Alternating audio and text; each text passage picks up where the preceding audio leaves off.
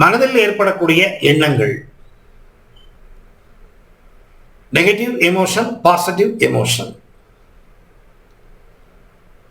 வாழ்க்கை அப்படின்னா நெகட்டிவ் இருக்கு, பாசிட்டிவ் இருக்கு. ஆனா இந்த மன அழுத்தம் வந்தவங்களுக்கு பாசிட்டிவை விட நெகட்டிவ் தான் ஜாஸ்தி இருக்கு. கான்சியஸா என்ன பண்ணாலும் அந்த நெகட்டிவ் அவங்களால ஸ்டாப் பண்ண முடியாது. The right brain is more dynamic than the left brain. The right brain is more creative than the left brain.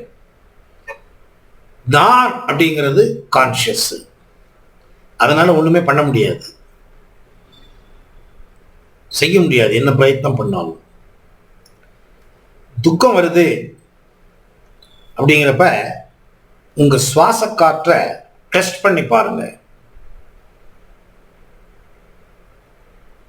கோபம் வருது, டெஸ்ட் பண்ணி பாருங்க. அமைதியா இருக்க, ஒண்ணுமே இல்லை, டெஸ்ட் பண்ணி பாருங்க. சந்தோஷமா இருக்க, டெஸ்ட் பண்ணி பாருங்க. ஒவ்வொரு சமயத்துல ஒவ்வொரு மாதிரி உங்களுடைய சுவாச காற்று சுவாசிப்பது மாறுபடும்.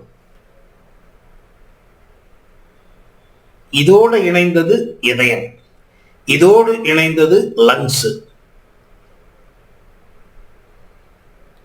இதோட இணைந்தது இது, இதோட இணைந்தது இது. சுவாச காற்றே மனது, மனதே சுவாச காற்று. மனதே ஆன்மாவோடு இணைந்திருப்பதால் ஆன்மா மனது இரண்டும் சுவாச காற்றுக்கு சம்பந்தப்பட்டது. சுவாச காற்று எப்படி மாறுபடுது அந்த மாதிரி மனது மாறுபடுது.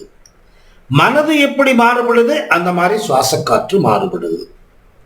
மனதை மாற்றினால் சுவாசத்தை மாற்றலாம், சுவாசத்தை மாற்றினால் மனதை மாற்றலாம். இதுதான் டெக்னிக். எந்த சைக்காட்ரிஸ்டும் போக வேண்டியதில்லை, எந்த ஆன்டி டிப்ரெஷன் டேப்லெட்டும் எடுத்துக்க வேண்டியதில்லை.